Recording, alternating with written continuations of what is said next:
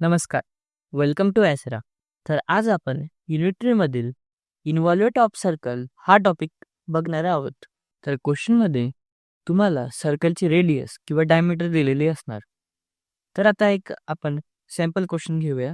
त्याची डायमीटर आहे 50 तर त्यासाठी आधी सर्कल ड्रॉ करावा लागेल. तर कंपासच्या सहाय्याने एक सर्कल ड्रॉ करूया. याची डायमीटर 50 आहे. तर रेडियस त्याचा अर्धा येणार म्हणजेच 25 तर कंपासवर 25 माप घेऊन एक सर्कल बनवून घेऊयात.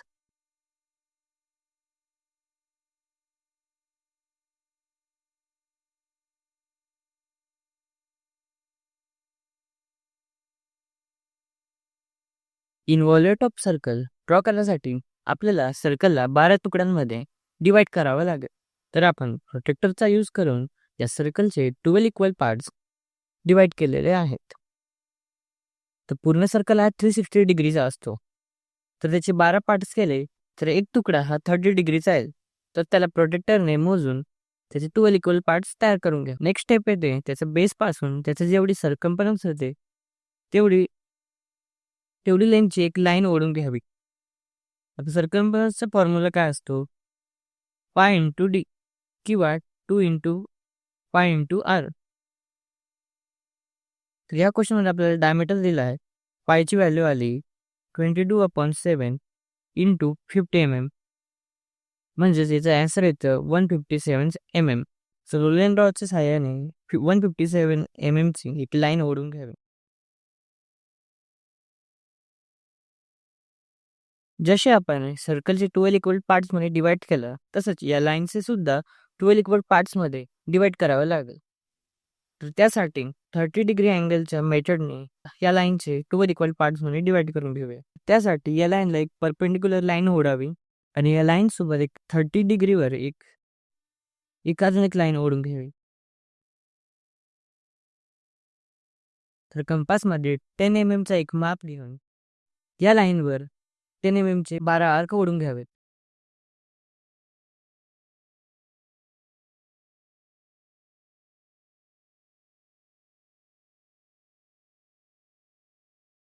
आता लास्टचा 12 पार्ट आणि आपल्या ह्या लाईनच्या एंडिंग पॉइंटला जोडून घ्यावे.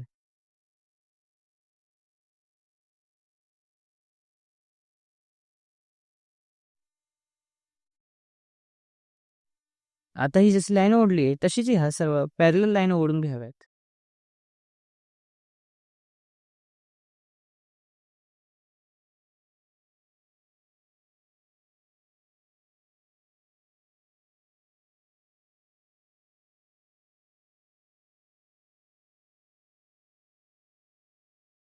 या लाईनचे सुद्धा 12 इक्वल पार्ट्स डिवाइड झाले आहेत. आता या पार्ट आणि या पार्टला सुद्धा नावं देऊन घ्यावी.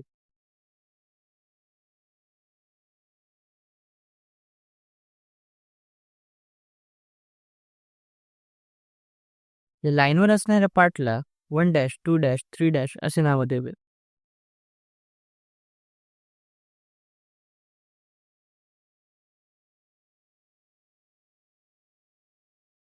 आता या प्रत्येक पॉइंटला एक टँजंट ओढून घ्यावे 90 डिग्रीमध्ये.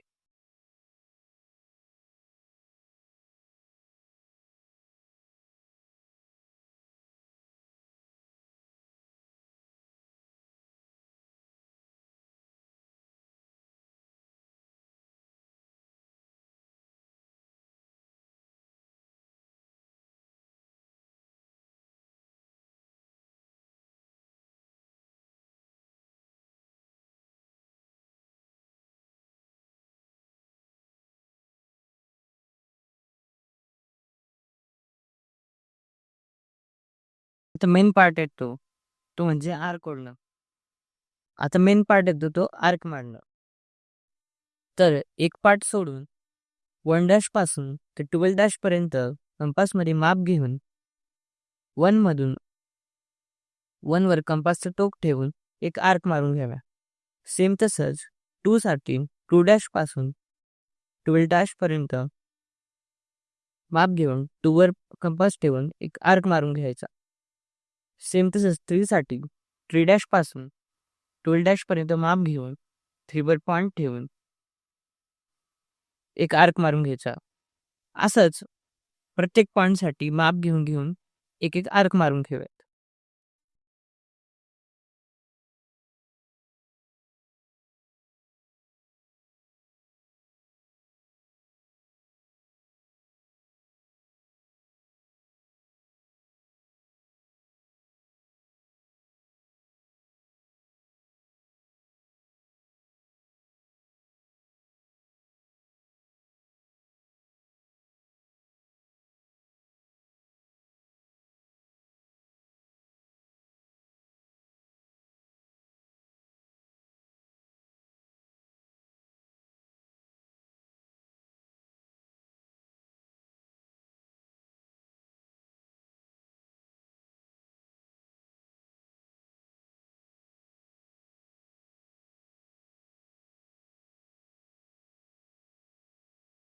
आता येतो लास्ट पार्ट, म्हणजेच हे सर्व आर्क आहे आणि जो टँजंट आहे त्यांचा जो इंटरसेक्शन पॉइंट आहे ते सर्व पॉइंट फ्रेंच कर्वच्या साहाय्याने जोडून घ्यावेत.